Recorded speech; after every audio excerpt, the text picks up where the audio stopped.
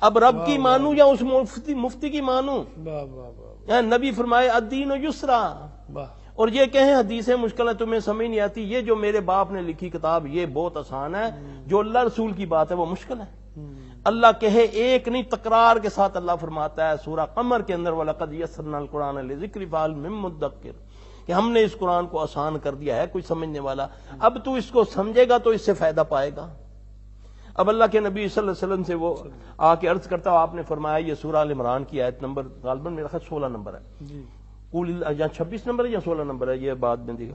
قل اللہم مالک الملک تؤتی الملک من تشاء وتنزع الملک ممن تشاء وتعز من تشاء وتذل من تشاء بیدک الخیر انک علی کل شیء قدیر تولج اللیل فی النہار وتولج النہار فی اللیل وتخرج الحی من المیت وتخرج المیت من الحی وترزق من تشاء بغیر حساب۔ بغیر حساب۔ آگے ایک دعا آپ نے بتائی، تمام تفاسیر کے اندر اس تفسیر